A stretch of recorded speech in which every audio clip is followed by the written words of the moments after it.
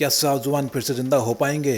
क्या फ्यूचर में little fair doctor और शाहजवान का कोई बेबी होगा? ऐसे ही और बहुत सारे सवालों के साथ हम लोग आ गए हैं ऑन रिक्वेस्ट सीरीज के अगले वीडियो में, जो आपके ही पूछे गए सवालों से बनता है। तो चलिए शुरू करते हैं आज का वीडियो पहले क्वेश्चन के साथ। आज का पहला सवाल पूछा है दो लोगों ने, आयुष पांडे और राज बेरा ने। शाहजवान को कब रिवाइव करेगा? क्योंकि डी स्टेट सोल को ख़त्म तो किया नहीं जा सकता, क्योंकि अगर उसका एक फ्रैक्शन भी बचा रह गया तो उनसे भी जिंदा हो सकता है। तो भाई बैटल थ्रू द हेवंस में शाहजवान को जिंदा नहीं करता है, एटलीस्ट उसको ऐसा करते हुए दिखाया तो नहीं गया है। हाँ, वो शाहजवान को फिर से जिंदा जरूर कर सकता है डोबडी बनने के बाद, लेकिन ऑफिशियल नोवेल में शाहजवान को जिंदा नहीं किया गया है। हाँ, अगर फैनमेड नोवेल की बात करें तो फ्लेम एम्परर में ज़रूर शाहजवान को जिंदा किया जा चुका है। अगला क्वेश्चन पूछा है हुलू लुलू गेमिंग ने, मेडुसा और जूनर का कल्टीवेशन लेवल क्या होगा जियामा एम्पायर आर्क तक? देखो भाई, पहले तो यह नाम बड़ा अजीब सा है, पता नहीं मैंने इसको सही से बोला है या नहीं, इसलिए स्क्रीनशॉट देख के पहचान लेना। जियामा एम्पायर आर्क में मेडुसा का कल्टीवेशन लेवल 6 स्टार डोवजन लेवल पे होगा, और अगर जूनर की बात करें तो वो होगी 9 स्टार डोवजन लेवल पे। लेकिन माइनक्राफ्ट में तो कोई हुलू लुलू नाम का करैक्टर भी नहीं होता है, तो भाई आपने यह नाम रखा कहाँ से? अगले क्वेश्चंस पूछे हैं देव सिंह ने।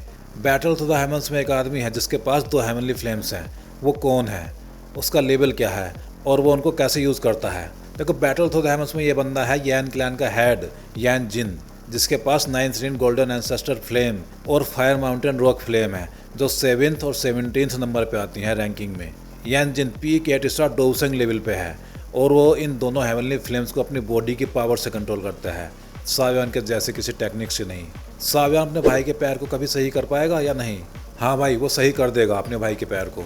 अगर 8th ग्रेड का अल्केमिस्ट भी ये सही नहीं कर पाएगा तो फिर भाई और कौन करेगा? अगला क्वेश्चन पूछा है नागराज BS ने, क्या होगा अगर Shahjawan dragon Phoenix origin fruit को एब्जॉर्ब करता, उसका पावर लेवल क्या होता?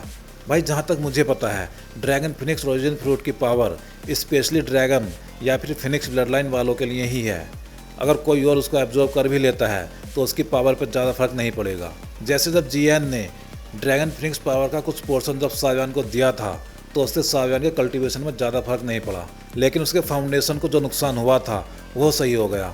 बाकी एंसेंट ड्रैगन फिनिक्स आर्मर मिला, जो ancient dragon Phoenix blood line का एक बाई प्रोडक्ट मान सकते हो। अब अगर मान भी लें कि कोई भी उसको एब्जॉर्ब कर लेता है तो शाहजवान की पावर भी GN के जैसे ही बढ़ जाती, और वह एटलीस्ट 4 to 5 स्टार डोवसेंग लेवल पे पहुंच जाता।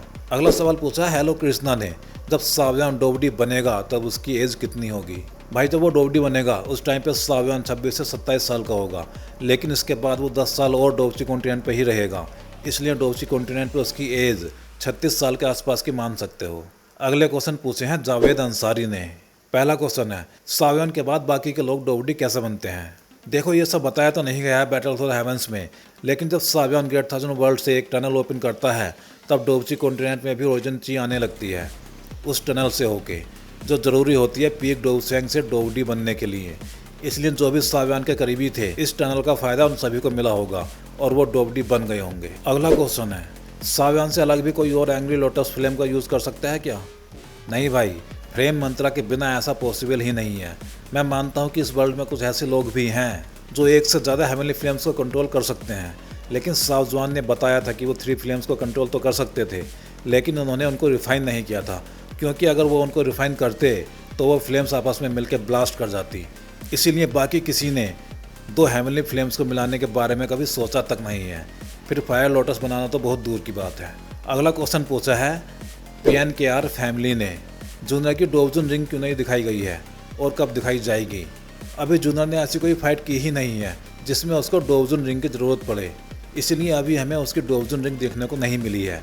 लेकिन जब शाहजवान हेवनली टॉम्ब में जाएगा तब शायद हमें जूनर की फुल पावर और उसकी डोवजन रिंग देखने को मिले। अगला क्वेश्चन पूछा है के ड्रामा हिंदी सीरीज़ ने, बैटल थ्रू द हेवंस खत्म होने के बाद कौन सी सीरीज़ देखें जिसमें शाहजवान और क्वीन मेडुसा देखने को मिले? इसके बाद आप द ग्रेट रूलर देख सकते हो, उसमें कभी कभी ही सही लेकिन शाहजवान और उससे रिलेटेड लोग दिखाई देते रहेंगे। अगला क्वेश्चन पूछा है उत्कृष्ट जालान ने, क्या डोवडी की फाइट के बाद battle through the heavens end हो जाएगा या फिर हमें आगे भी ये देखने को मिलता रहेगा? भाई डोवडी की फाइट ख़त्म होने के बाद थोड़ी सी कहानी को और दिखाया जाता है, जिसमें शाहजवान का एक बेटा भी होता है जूनर से, लेकिन नोवेल भी यहीं पे ख़त्म हो जाता है और ऑफिशियली इससे आगे की कहानी लिखी ही नहीं गई है, तो बैटल थ्रू द हेवंस यहीं पे एंड हो जाएगा। बाकी द ग्रेट रूलर में हमें ये करैक्टर्स देखने को तो मिलेंगे, लेकिन कभी कभी। अगला क्वेश्चन पूछा है मोहम्मद हैदर ने, जब सावियान को प्योरीफाइंग डेमोनिक लोटस फ्लेम मिलेगी 5वीं, तो उसके लिए उसको मैप ढूंढने की क्या ज़रूरत है। देखो भाई, प्योरीफाइंग डेमोनिक लोटस फ्लेम सावियान की 6th फ्लेम होगी और उसकी लोकेशन तो सभी मेजर क्लैंस को पता लग ही जाएगी बिना मैप के भी।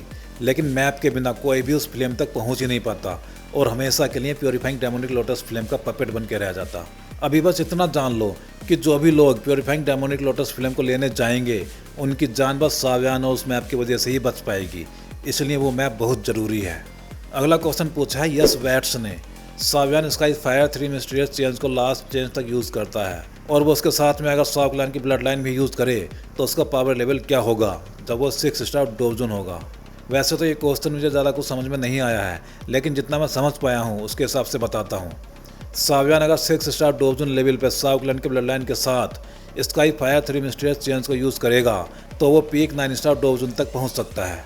मतलब वो बैंसेंग क्लास से नीचे वाले किसी भी बंदे को मार सकता है। शॉक लाइन की ब्लड लाइन मिलने के बाद सावियान पीक 8 स्टार डोजन बन जाता है, लेकिन जब वो स्काई फायर 3 मिस्टीरियस चेंज को यूज़ करेगा तब उसकी पावर और ज़्यादा बढ़ जाएगी। तब वो हॉल ऑफ सोल्स के 3 चेंजेस पीक 9 स्टार डोजन को भी मारने की हालत में होता है। अगला क्वेश्चन पूछा है किलर ने, ग्रेट रूलर के कल्टिवेशन के बारे में तो अलग से ही एक वीडियो बनानी पड़ेगी, इसलिए सेकंड क्वेश्चन देखते हैं। मूचैन और सावियान का रिलेशनशिप कैसा होगा। देखो, ग्रेट रूलर में आप सावियान को मूचैन के लिए एक प्रोटेक्टर के जैसे देख सकते हो। सावियान कई बार मूचैन की जान बचाता है, इवन स्याव भी मूचैन को कई बार बचाती है। तो मूचैन और सावियान के रिलेशन को आप एक स्टूडेंट और टीचर के जैसे मान सकते हो, जो कभी कभी ही मिलते हैं। अगला क्वेश्चन पूछा है स्टोरी वर्ल्ड ने, क्वीन मेडुसा और सावियान का वेडिंग सीन क्या कट हो जाएगा। लगता तो ऐसा ही है, क्योंकि मानवा में भी इन दोनों की शादी के सीन नहीं दिखाए गए हैं, फिर डोंगवा में तो और भी दिक्कत हो रही है। या फिर ऐसा भी हो सकता है कि ये अभी मेडुसा और सावियान की शादी करा दें और एंड में जाके मेडुसा को मार दें, जिससे जूनर और सावियान की शादी भी हो जाएगी। कुछ भी कर सकते हैं डोंगा वाले, देखते हैं क्या होता है। अगला सवाल पूछा है ओनली शॉर्ट्स ने, बैटल थ्रू द हेवंस में अगर ड्रैगन एम्परर वर्सेस जूनर हो तो इनमें कौन जीतेगा और दोनों की रियल पावर क्या है। देखो, मैं ये मान के चल रहा हूँ कि यहाँ पर ड्रैगन एम्परर जीएन को बोला गया है। अभी गुकलाइन आर्क तक जीएन ज़्यादा पावरफुल है जूनर से। जब जीएन पूरी तरह से ड्रैगन फिनिक्स ओरिजिन फ्लीट को एब्जॉर्ब कर लेगी तब वो 4 स्टार डोवसेंग बन जाएगी। उस टाइम पे जूनर 2 स्टार पीक या फिर 3 स्टार डोवसेंग के आसपास ही होगी, इसलिए तब भी जीएन ही उससे ज़्यादा पावरफुल होगी। लेकिन प्योरीफाइंग डेमोनिक लोटस फ्लेम मिलने के बाद जूनर भी 4 स्टार डोवसेंग बन जाएगी। तब जूनर ज़्यादा पावरफुल होगी जीएन से, क्योंकि मैं बीस्ट बॉडी की पावर से स्पिरिचुअल स्ट्रेंथ को ज़्यादा पावरफुल मानता हूँ। अगला क्वेश्चन पूछा है रोहित बाघेल ने, the great ruler, martial universe और बैटल थ्रू द हेवंस में कौन सा करैक्टर ज़्यादा पावरफुल होगा। इनमें अगर एंड तक देखें तो मूचैन सबसे पहला ग्रेट रूलर बन जाता है, इसलिए वो इन सबसे ज़्यादा पावरफुल हुआ। लेकिन ये सिर्फ कुछ टाइम तक ही रहता है, क्योंकि उसके बाद सावियान और लिंडोंग भी ग्रेट रूलर बन जाते हैं। अब इन तीनों को रैंकिंग देना थोड़ा सा मुश्किल काम है, क्योंकि सावियान इतना ज़्यादा पॉपुलर है कि उसको कमज़ोर दिखा ही नहीं सकते। अगला क्वेश्चन पूछा है आमिर हमजा ने, भाई क्या आपको पता है कि वो बियर किंग जो जीएन के साथ आया था वो कहाँ चला गया। भाई क्योंकि उसको एंशिएंट ड्रैगन क्लैन वाली आर्क में नहीं दिखाया गया है, इसलिए मुझे ऐसा लगता है कि उसको ड्रैगन क्लैन वालों ने आगे इवोल्यूशन के लिए कहीं भेज दिया है, जिससे वो इवोल्व होके अल्टीमेट ड्रैगन बियर बन सके, जिसकी पावर फिर बहुत ज़्यादा बढ़ जाएगी और वो अपना बॉडीगार्ड वाला काम अच्छे से कर पाएगा। अगला सवाल पूछा है आंसू फैक्ट ने, क्या सावियान मूचैन की हेल्प करता है उसकी पावर बढ़ाने में। अगर करता है तो कैसे करता है। भाई सावियान डायरेक्टली तो उसकी पावर बढ़ाने में कोई हेल्प नहीं करता है, लेकिन वो उसकी जान जरूर बचाता है कई बार, और स्याव भी उसको कई बार प्रोटेक्ट करती है। इवन एक बार तो मास्टर याओलाओ भी जाते हैं मूचैन की हेल्प करने के लिए। अब इसको ही आप सावियान की हेल्प मान सकते हो मूचैन के लिए। अगला क्वेश्चन पूछा है परमैन एरा ऑफिशियल ने, क्या डोंगवा में स्याव को सावियान की बेटी दिखाया जाएगा।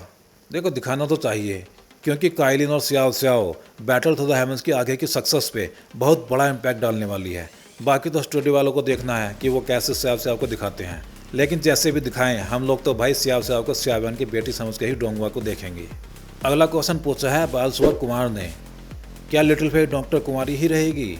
हाँ भाई, बैटल थ्रू द हेवंस के एंड तक वो किसी के भी साथ रिलेशनशिप में नहीं थी, इसलिए आप उसके साथ जा सकते हो। अगला क्वेश्चन पूछा है बिलाल खान ने, अगर कोई बंदा फ्लेम मंत्रा के बिना हेवनली फ्लेम को एब्जॉर्ब करेगा तो उसका लेवल भी सावियान के जैसे ही बढ़ जाएगा। हाँ भाई, बिल्कुल बढ़ जाएगा, लेकिन कोई भी फ्लेम मंत्रा के बिना बस एक ही फ्लेम को रिफाइन कर सकता है। हाँ, एक से ज़्यादा फ्लेम कंट्रोल हो सकती हैं अगर किसी के पास काबिलियत है तो, जैसे स्याओ जुआन। लेकिन उन्होंने भी तीनों हेवनली फ्लेम्स को रिफाइन नहीं किया था, बस कंट्रोल करके यूज़ कर सकते थे। अगला क्वेश्चन पूछा है सोम भाई ने, स्याओ जुआन ज़्यादा पावरफुल होने के बाद भी हू तियानडी से कैसे हार गया था। भाई, जब हू तियानडी ने शाओ क्लैन पर अटैक किया था तब स्याओ जुआन एक फॉर्मेशन में फंसे हुए थे जो शाओ क्लैन की डोवडी ब्लड लाइन को एब्जॉर्ब करने के लिए बनाया गया था। बाद में शाओ जुआन को उस फॉर्मेशन से बाहर आना ही पड़ा था, जिससे शाओ जुआन की सोल भी डैमेज हो गई थी और उनका कल्टीवेशन भी अनस्टेबल हो गया था। फिर उस टाइम शाओ जुआन को अपने क्लैन के मेंबर्स को भी बचाना था, इसलिए उनको इसका बेस्ट तरीका लगा खुद को ही ब्लास्ट कर देना, जिससे हू क्लैन के बहुत सारे पावरफुल लोग मारे गए और हू तियानडी भी सीरियसली इंजर्ड हो गया था, जिससे हू क्लैन को शाओ क्लैन के पीछे जाने का टाइम ही नहीं मिला। अगला क्वेश्चन पूछा है बिलाल शेख ने, जब फेंग जियान ने शाओ के पास हैवी रोलर देखा था तब उनको क्यों समझ में नहीं आया कि वो मास्टर याओलाओ की है, जबकि रिंग को देख के वो पहचान लेते हैं। भाई, इसका कोई क्लियर आंसर तो नहीं पता मुझे, बट हो सकता है कि वो हैवी रूलर मास्टर याओलाओ को फॉलिंग स्टार पैवेलियन से बाहर जाने के बाद मिला हो, क्योंकि वो बहुत ज़्यादा टाइम तक सेंट्रल प्लेन में घूम रहे थे मरने से पहले और फेंग जियान से अलग होने के बाद। इसलिए फेंग जियान हैवी रूलर को नहीं पहचानते थे, लेकिन याओ चैन की रिंग को वो पहचानते थे। अगला क्वेश्चन पूछा है किलर ने, शाओ सेकंड बार भी गुकलैंड जाएगा क्या। हाँ भाई, वो सेकंड टाइम भी गुकलैंड जाएगा। उस टाइम पे वो 6 स्टार डोवसेंग के आसपास की रैंक पे होगा और हू क्लैन के 4 डेमन सेंट में से एक उसको मारने के लिए उसके पीछे गया होगा। इससे ज़्यादा एक्सप्लेन करने के लिए एक काफ़ी लंबी कहानी लगेगी, वो किसी फुल एपिसोड में देखेंगे। अगला क्वेश्चन पूछा है सौरभ गुप्ता ने, जब शाओ सभी 22 हेवनली फ्लेम्स को डोबजी कॉन्टिनेंट से ले जाएगा तो क्या वहाँ कोई भी हेवनली फ्लेम नहीं बचेगी। भाई, हेवनली फ्लेम्स दोबारा बन जाती है नेचर में। सेकेंड एंड थर्ड नंबर के हेवनली फ्लेम्स को छोड़ दें तो बाकी सभी सेम टाइम पे एक से ज़्यादा भी एग्जिस्ट कर सकती हैं। बाकी सेकेंड और थर्ड नंबर की फ्लेम जब इस वर्ल्ड से गायब हो जाएंगी तब उनको बनने में बहुत ज़्यादा टाइम लगेगा, लेकिन फिर भी वो बन जाएंगी। अगला क्वेश्चन पूछा है किमचोस ने, क्या जियान फ्यूचर में शाओ की वाइफ बनेगी या नहीं। नहीं भाई नहीं, जियान और शाओ के बीच ऐसा कोई भी रिश्ता नहीं है, बस वो शाओ को छेड़ती रहती है, वो अलग बात है। अगला क्वेश्चन पूछा है मोहम्मद नाजिम ने, क्या लिटिल फेट डॉक्टर और शाओ को कोई बेबी होगा। उनकी तो शादी नोवेल में भी नहीं होती है, इसलिए बेबी का सवाल तो पैदा ही नहीं होता। और डोंगवा में तो काइलिन से शाओ की शादी भी मुश्किल ही लग रही है, इसीलिए लिटिल फेट डॉक्टर और शाओ के बीच ऐसा कुछ नहीं होने वाला। अगला क्वेश्चन पूछा है मोहम्मद यासीन काजी ने, द ग्रेट रूलर में शाओ के ग्रेट रूलर बनने के बाद क्या उसकी कल्टीवेशन रुक जाएगी। भाई, ग्रेट रूलर में बस यही हाईएस्ट लेवल है, इसलिए इससे आगे कोई भी नहीं बढ़ सकता। और जहाँ तक बात हेवंस लिस्ट की है तो उसमें इनके बच्चों की कहानी दिखाई गई है। मैंने अभी सारी कहानी पढ़ी नहीं है, लेकिन जहाँ तक पढ़ी है उसको देख के लगता है कि ग्रेट रूलर से आगे नहीं बढ़ पाएगा शाओ। अगला क्वेश्चन पूछा है संजू होर ने, गो युवान और जूकुन में कौन ज़्यादा पावरफुल है। देखो भाई, मैं तो गो युवान को ही ज़्यादा पावरफुल मानता हूँ, क्योंकि उसके पास स्पिरिचुअल स्ट्रेंथ है, वो भी डी स्टेट की। जूकुन के पास बीस्ट बॉडी है, लेकिन सिर्फ फिजिकल पावर से स्पिरिचुअल पावर को कंट्रोल कर पाना बड़ा मुश्किल काम है। लेकिन जब ये सभी लोग लड़ते हैं आपस में तो गो युवान भी जूकुन को रोकने की हालत में नहीं लग रहा था। मीन्स उस लड़ाई की बात करें तो जूकुन ही ज़्यादा पावरफुल था। अगले क्वेश्चन पूछे हैं समीर विश्वकर्मा ने, शाओ की मदर का पावर लेवल क्या था। आइस रिवर वैली के एंसेस्टर का पावर लेवल क्या है। भाई, शाओ की मदर के कल्टीवेशन के बारे में कुछ भी नहीं बताया गया है। वैसे तो नॉवल में उसकी मदर के बारे में ही कुछ नहीं बताया गया है, लेकिन वो शाओ के फादर से तो ज़्यादा पावरफुल ही होगी। आइस रिवर वैली के एंसेस्टर के बारे में मैंने नहीं पढ़ा भाई कहीं पे भी, लेकिन अगर उसके चीफ की बात करें तो उसकी पावर 4 स्टार डोवजुन लेवल की थी। अगला क्वेश्चन पूछा है सी नेमेसिस ने, शाओ का सोनिक वेव अटैक कौन सी क्लास का है। भाई, शाओ की ये डोव स्किल जवान क्लास में हाई लेवल की टेक्निक है, लेकिन फिर भी है काफ़ी पावरफुल। अगला क्वेश्चन पूछा है शिवम तिवारी ने, बैटल थ्रू द हेवंस और द ग्रेट रूलर यूनिवर्स में क्रिएशन गॉड कौन है। भाई, मुझे भी ये समझ नहीं आया। वैसे कल्टीवेशन वर्ल्ड में क्रिएशन गॉड को दिखाया ही नहीं जाता है, जो सबसे ज़्यादा पावरफुल होता है उसको ही गॉड मान लिया जाता है। मार्शल पीक में तो कई सारे अपर वर्ल्ड दिखाए गए हैं, लेकिन फिर भी उनमें किसी भी क्रिएशन गॉड को नहीं दिखाया गया है। किसी को अगर गॉड मान भी लिया जाता है तो आगे जाके पता लगता है कि ये भी इसी वर्ल्ड का हिस्सा है। तो भाई, battle through the heavens universe में भी क्रिएशन गॉड के बारे में कोई बात नहीं होती है। तो भाई लोग, ये था आज का वीडियो। अब अगर आप भी किसी ऐसे ही वीडियो में अपने क्वेश्चंस देखना चाहते हो तो इस वीडियो के कमेंट सेक्शन में अपने सवाल पूछ सकते हो, क्योंकि अगला वीडियो आपके पूछे गए सवालों से ही बनेगा। तो चलिए फिर मिलते हैं अगले वीडियो में।